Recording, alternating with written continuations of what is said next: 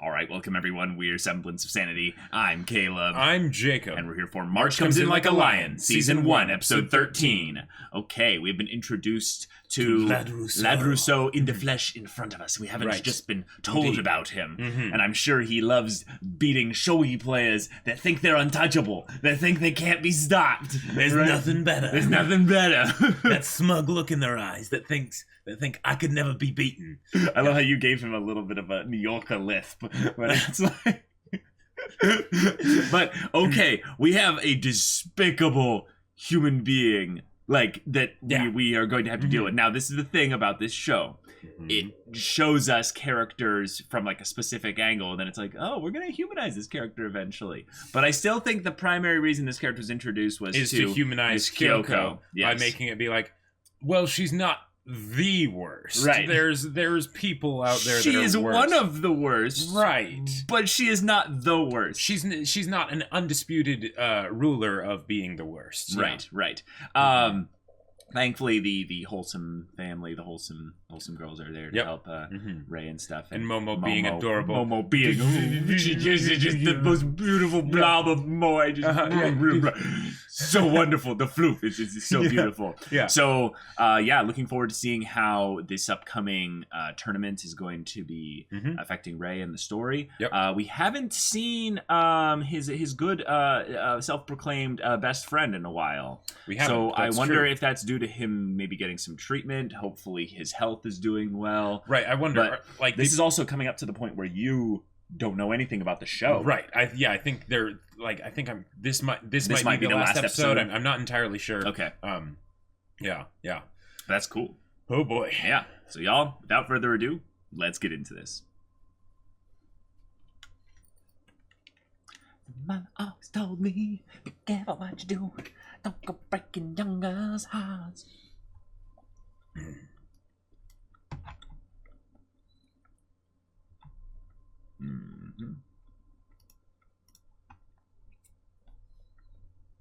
All right, everyone, we're going to start the episode in 5, 4, 3, 2, 1, now.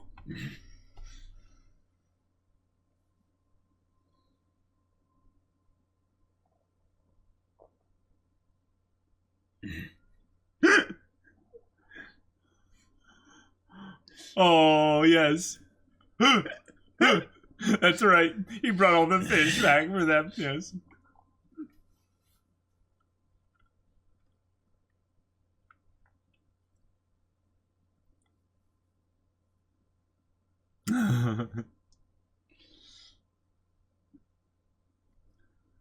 Oh. Food! Yeah. What? And this is a recap from the previous episode, because he was eating like, oh yeah. Because we have to do this again. Yeah.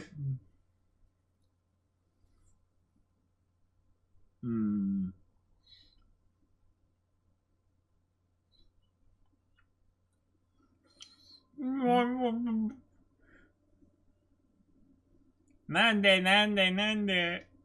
Oh. I love the way she like floofs down to the ground, you know, she's like, aww.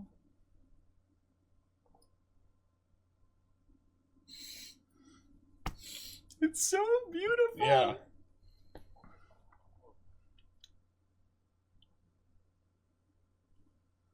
Oh. Is it weird that this is making me like super excited at some point to be a dad and have like little blob of a daughter be like, honey, I'm so sorry, I just have to do some studying. It should be like, but why? You know? Yeah. Oh.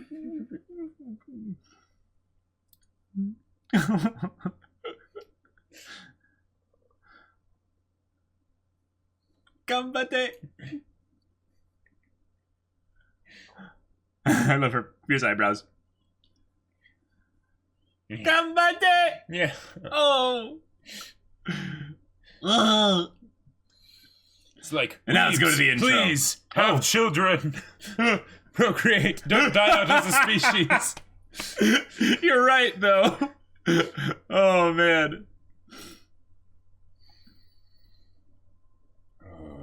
Seriously, though, y'all, how many of us would be like babies if Momo was like, you know, like you knew that you had a Momo waiting, like. Oh, that would be so wonderful. Oh.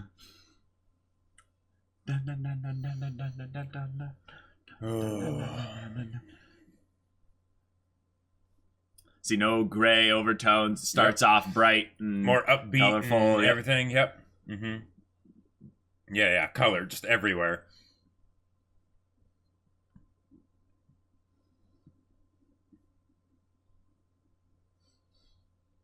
I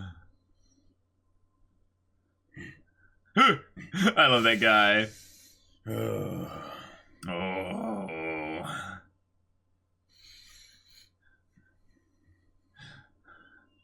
It's crazy because, hey, there he is. It's crazy because as we get, more and more into, the latter part of season 1, I remember when people were recommending the show to us, like, this is a masterpiece of writing, Caleb and Jacob. You guys have to watch this. But they were talking about how season 2 was like even better. Like was just this piece, this piece of art. Yeah, I know.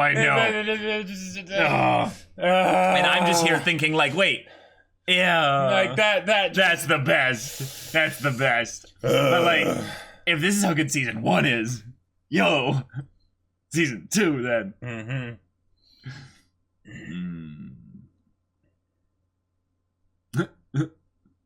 Ohio.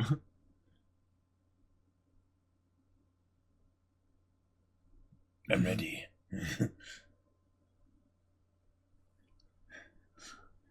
Wait, was he sleeping in his clothes that he was gonna wear out for the day and stuff? I don't think so. Maybe. What is this getting into part of his day? Yeah. Have you seen this part yet? I want to say I have, but I don't remember this. I love part. how he's hunched down by the mini fridge, like yeah. It's like, that's not good for your back, buddy. I just love that he's going to face the Lad Russo type person, right? And they have him wake up with saxophones, right. You know.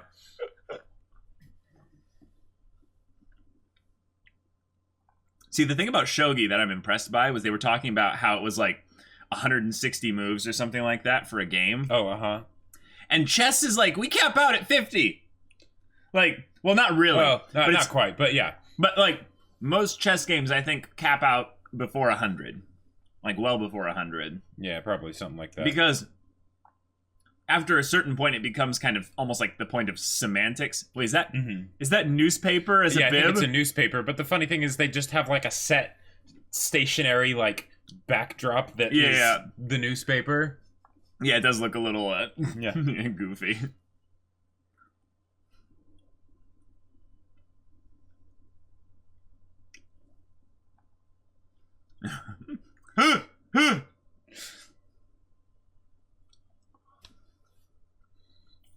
Chani fight their battles before they've even begun.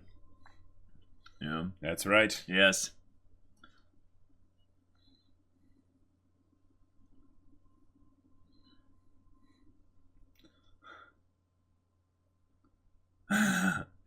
That's some epic breakfast. That is. Like, even though it seemed very normal, all the stuff he was having, it's like, man, having sweet jazz music every time you eat breakfast, that'd be pretty cool. But it is funny that the music was on before he put the headphones in. We put the headphones in. It goes silent. silent. Music. So is he listening to maybe like shogi games, commentary and stuff? Yeah. Like move sets being like played like out. Recordings of like, say, his opponent like playing games or something. This piece moves here. This piece moves here. This piece moves here.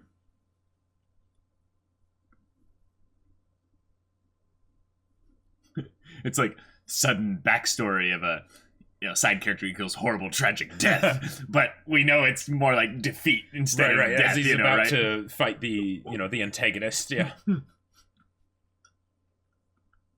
Gotcha. Well, we know who Gotou is, but who's Shimada again? Is that I believe he's the gray-haired person. one. Yeah, the super player. Exactly. Wow, this was a while ago then too.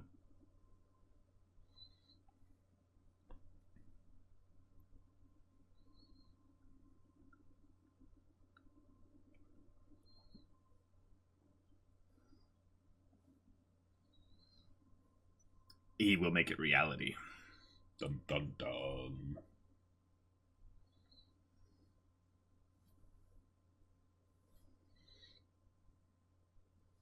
Interesting. This is a contrast to his character being so light and playful most of the time. Yeah, it's game time.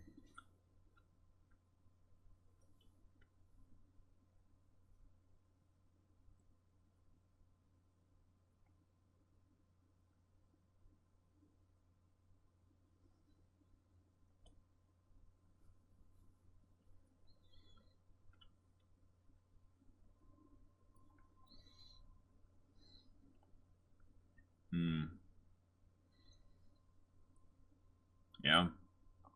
Yeah.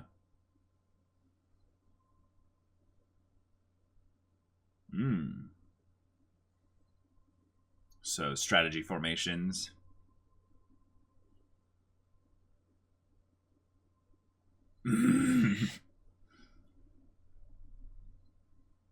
Brought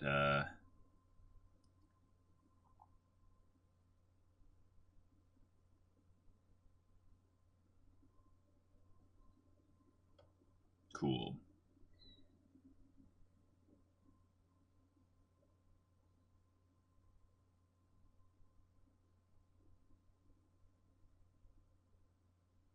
Mirrored.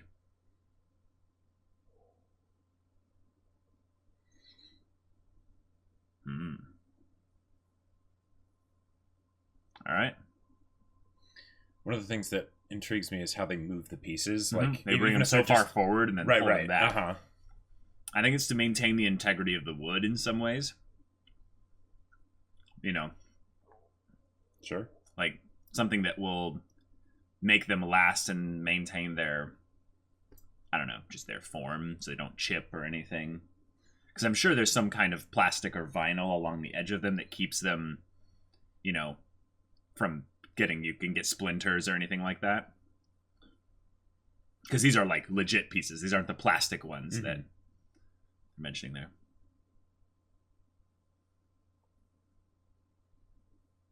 Okay. Armor is awesome.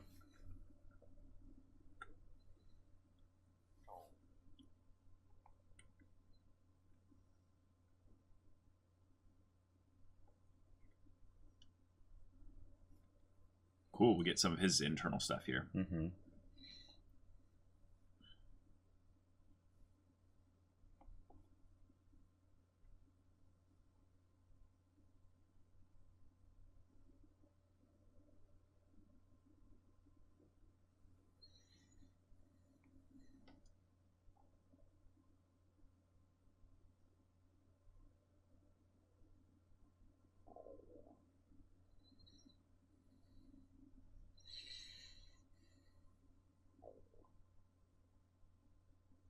I wonder if a lot of the strategy in this game is just that you have so many pieces to manage, because since everyone's only getting one move per turn, it's not really a thing where you can shift tempo so dramatically, I would say.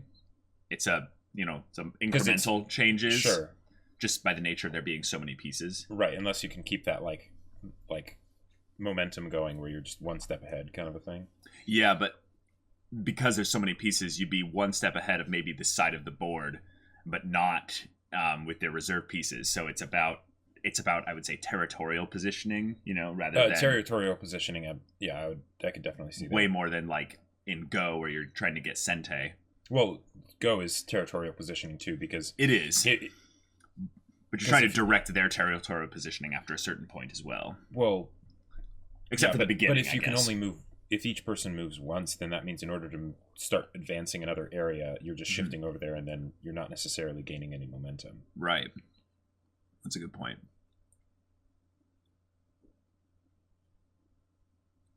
Oh, that's cool. So a loss of value. What position do you give up? Oh, that's a weird move.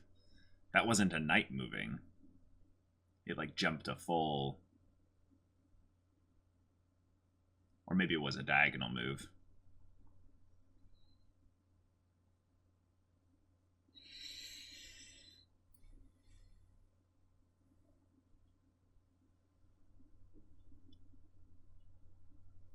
You're a pretty aggressive player when you play chess, right? Say what? You're a pretty aggressive player when you play chess, yeah. right? Yeah. And it's all about waiting for that moment, right? Well, where you see... if I'm playing well. Well, yeah. But if you time it right... Wow. Yeah. Snow outside.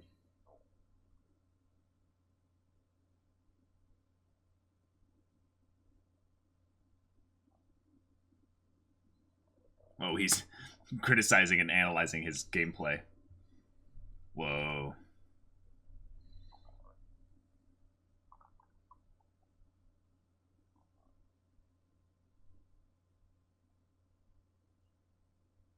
Wow. Mm-hmm. I kind of respect him a little bit now. You know, just... Even though he's still an asshole. Even though he's still... Yeah. Oh, jeez.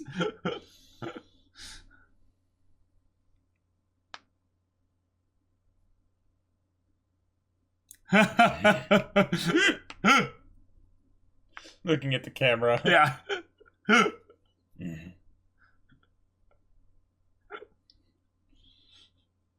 Yes.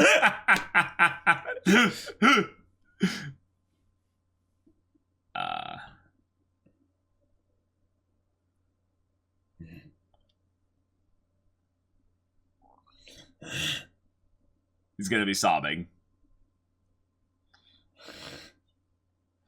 What? How did he think he was actually gonna make that? Yeah, of course you're gonna go home and sob. No, he's gonna find it and then he's gonna try and get it so he can just throw it. Oh, a cat? Oh, an abandoned cat. What? No. Corsi! Yes!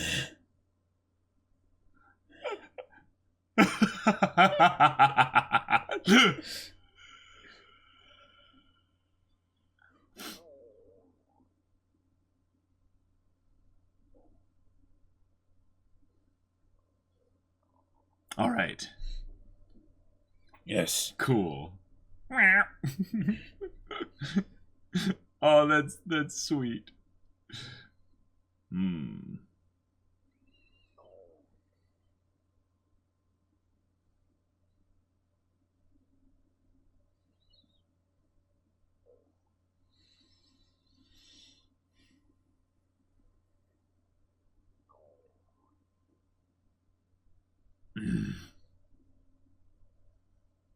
I feel like anytime they do that slow head turn in Right. the Shaft show, it's like, this person's bad.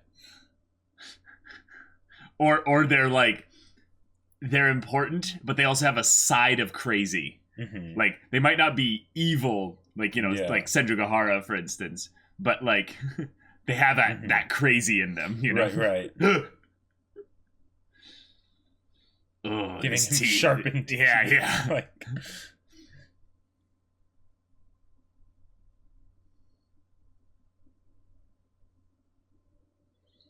Okay.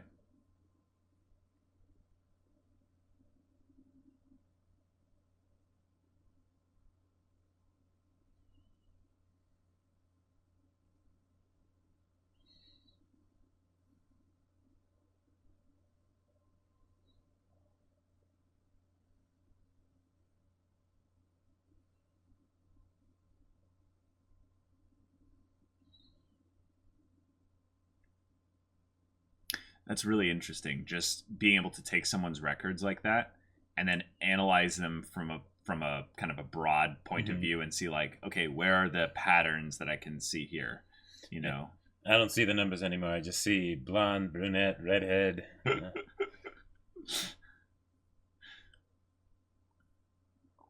Like each match tells a story, if you will.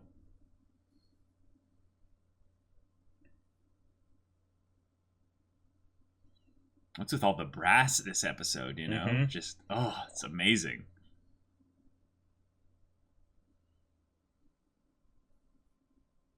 Okay. Okay, no, so Shimada isn't the gray-haired one. Shimada is the awkward one that Right. was... Yeah. Oh. Yeah. I mean, Super defensive. Like I do not Sun Tzu said. make mistakes, you know. Yeah, if you make it so you can't lose, then at worst it's a draw. Yep. That is interesting, though. The idea of playing to try and intentionally draw. You know?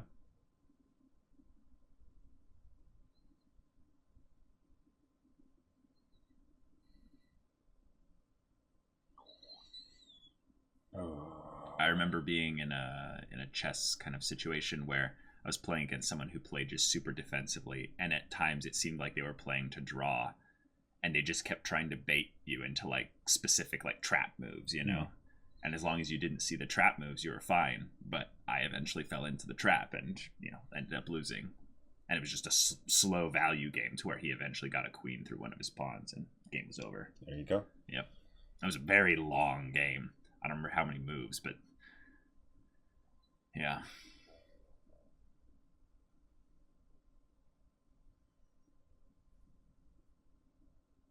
Sente. Mm-hmm.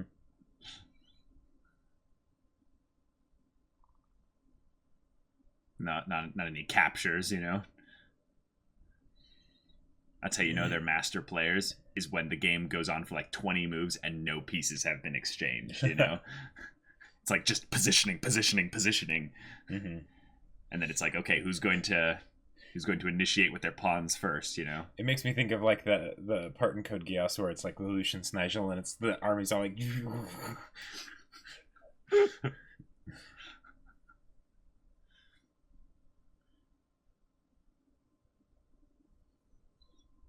Gotcha.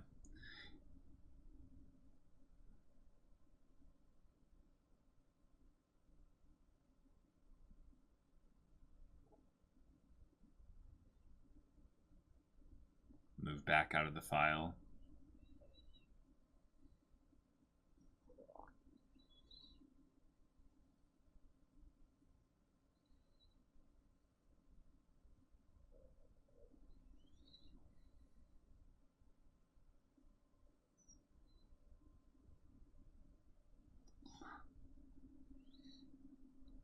Yeah, the fact that you can put pieces into the game that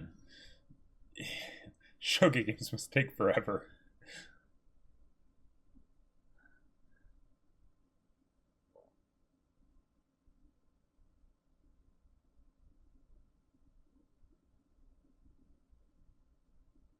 What?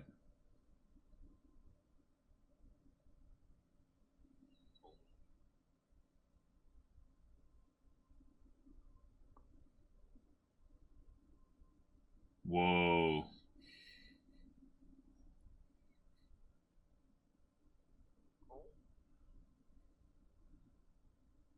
He planned around your plan. Mm-hmm. He's like, you expected me to play for a draw out match, but now let's turn up the aggression.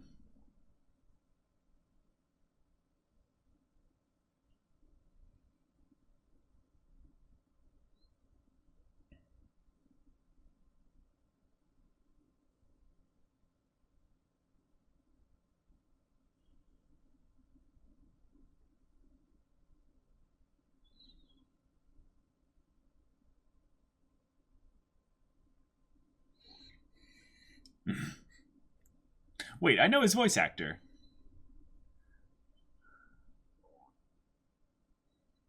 Wait. What? No How way. did I forget about that? No way. No way.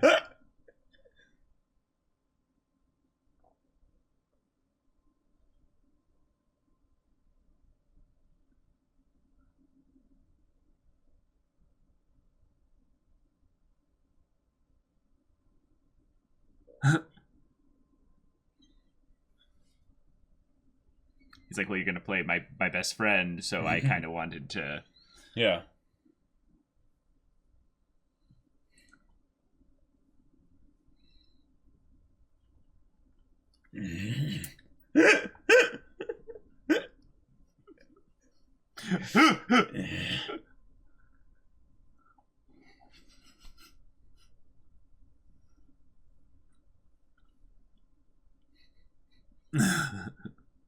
Does he not know that they're related? I don't think so. Dang.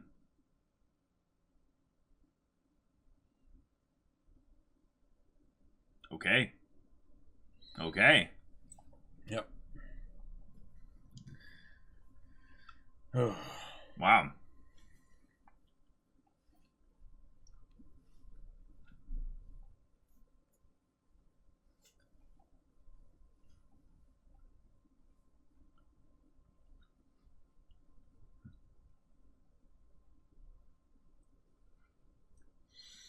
This Edie is so different from the previous one. It's just like, I know. it makes me want to snap with it. And then there's like, positive stuff. There's like crazy fire and stuff, and it's like,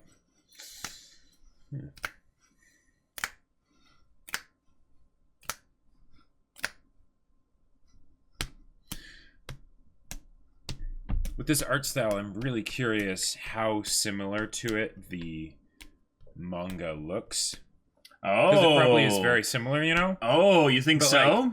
Well, because It seems like there's too many filters in it to like make it like something overlays over it. Sure, yeah. Like a lot of the details, yes, would be from the anime, but just with the way they use the lines and everything, Yes. the lack of sharp edges and things like that. That's a very real possibility. Okay, well, this was Right. This was a good episode. Yeah. Yeah. They spent a lot of time on shogi. They did, which is a little bit tough because I don't understand shogi that well. Like as helpful as Harunobu's Yes. shogi learning clips that fit into the episodes are. Yeah, we would need the symbols, the kanji or the Exactly. the letters on the Right. on the pieces translated in order for us to fully understand. Yeah. I can tell what's a pun. Yes. Yes, I can tell what a pawn is at the very least. And I like that every once in a while they showcase how they move differently. So I know, okay, that is a rook. Okay. That is a knight. And that's one of their silver or gold things. And I always forget how those work. But it does intrigue me because they talk a lot about game theory that is, I would say it's something that goes outside of just the bounds of shogi. Sure. So you can relate it to something like chess. You can relate it to something like Go. They use a lot of general terminology to sort of make not metaphors, but describe what's happening in a way that is not dependent upon the rules. Yes, and that helps because it does. I think it kind of stokes the interest in me in getting back into chess.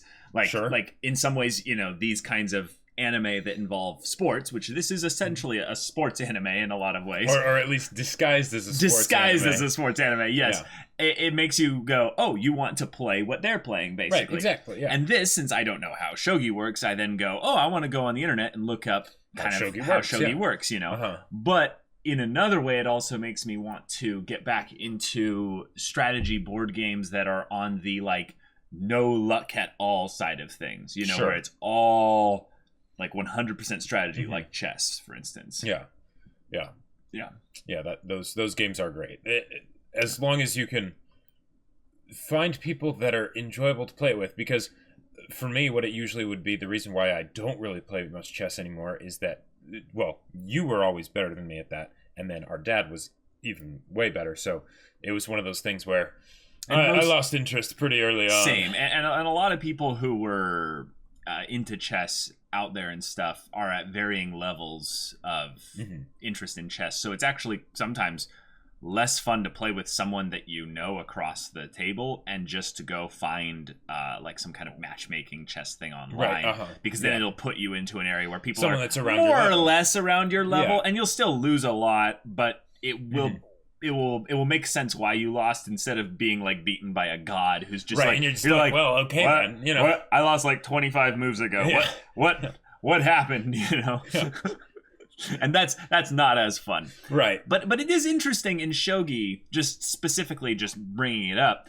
There are way more pieces in shogi, it seems, than chess, and the added value, or the added complexity, I would say, of adding in pieces from your capture pool into the field, it just makes it even more complicated. Yep. And also having, I would say well, the kind of a more varied kind of ways that they move. Ways that they move. Because one of the things, like in chess, there's no idea of orientation of the pieces, with the exception of pawns. Right. Because pawns go down the line, and there you go. But with this, it's like you've got the generals and whatnot, where they've got like the front spaces they can attack, and then like the back spaces that they can that are their blind spots and things, and it's like, okay, that's a whole other element of complexity. Right. Like, I don't even think there is a piece in shogi that moves like the queen does in chess. No, it's king moves like the king does in chess, and that's about it. Right. Yeah. And which is like, okay, and since there's no queens, it's like the rooks and the bishops suddenly, I would think, would be really valuable. Really valuable. Yeah. And unlimited rank and exactly, and then diagonals. The king actually has some power because there's less things that have range, right? But you still wouldn't want them to actually be out on the front. No. But yeah.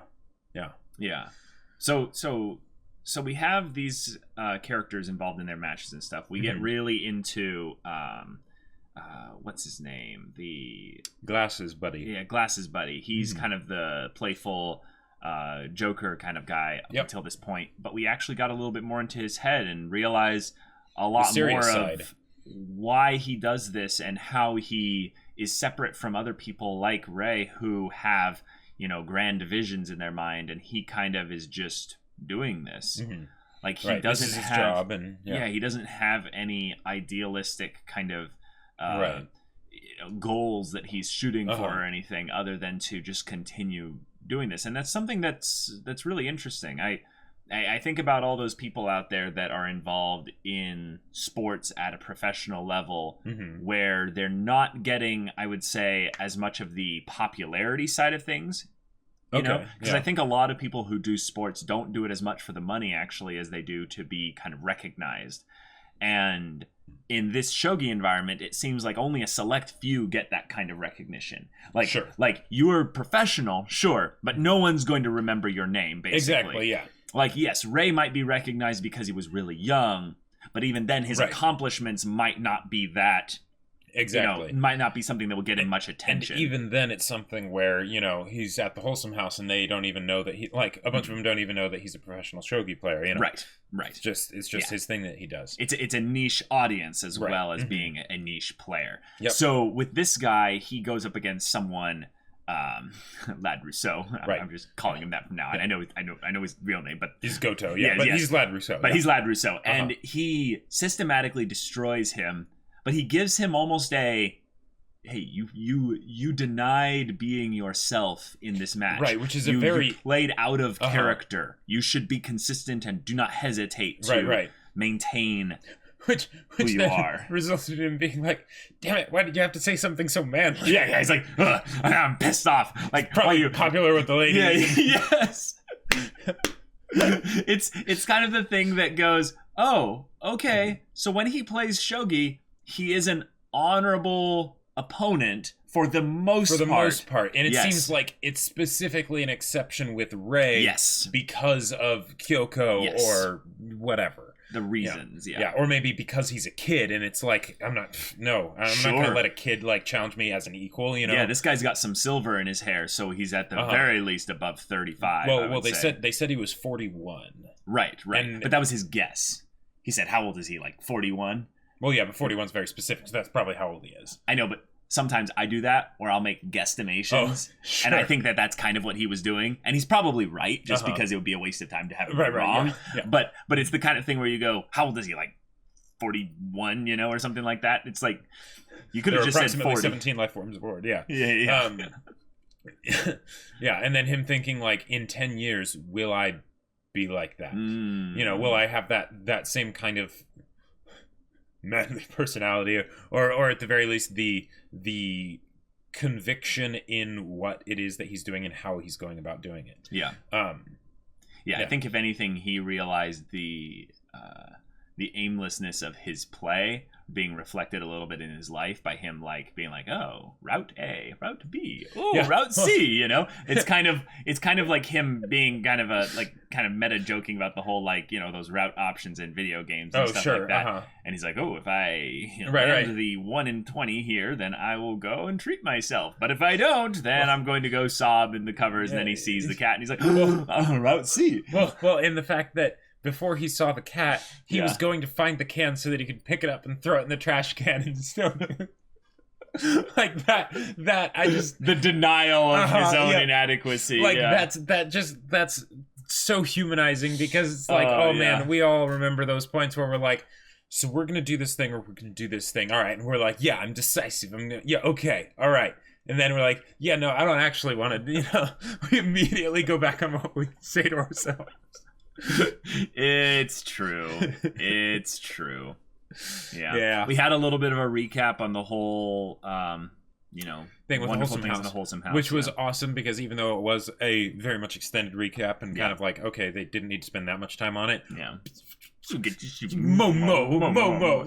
Nande. Yeah. Like, she's not even fully able to say it. Great. Yeah. She's basically one big marshmallow. Like the match. Sorry, completely back to the shogi things, but the match didn't end between Rei and Shimada. It did not. So they cut it off midway. And it seemed like Rei was having some sort of realization or something, because it's like suddenly the darkness shattered and it was, you know, golden light and everything. Now, the way they seemed to be putting it was that the knight, Shimada's knight, was in front of his gold general, which I think is one of the strongest pieces he would have, Rei would have, which is meaning like, oh, this is a free piece to take. Right, so maybe it was that the other guy finally made a mistake. Made a mistake, or he sees through, is like, wait, this is a trap, or something. Oh, sure. Yeah, he sees the way out of it. He sees the way out of it, yeah. Yep. And that's something that's really cool about these strategy games and stuff. And in a board game like this, you give each player one move back and forth, right? Yep. So when you are setting up your strategy, your attack plan, or what have you, usually you move like 5, 6, 7 times before you actually make the attack to get everything into position. Exactly. And then the other player is also moving 5, 6, 7 times, and their changing of positions and things can, circumvent your attack plan. So you need to keep repositioning and adjusting, and you need to basically keep the you have like a balance that you have, and the other person, you know, and you need to make sure that you can keep making, when you do your attack, like they were talking about with Mr. Lad Rousseau, he needs to be able to move after move after move after move, have each move be some devastating thing that keeps him on the defensive, you know, so that way he's just reacting, and then he can essentially get like, you know, maybe 6, 7, 8 moves in consecutively. But then the other person can do that with defending, so then it's all about, you know, planning around that plan. Yeah, if you have the mind, if you have the ability to think like that just in general, there's a lot of things about these types of strategy games that translates over to real life, I would say, wisdom and just, you know, ability and stuff pretty easily, because if you have the foresight to go, well, when I make this decision, what is the natural consequences of that decision? What is the world's move against me, basically, in that decision there? And then you, you know, plan for the next move on that, and then the next one, next one. So you constantly could live essentially 5 moves ahead. Sure.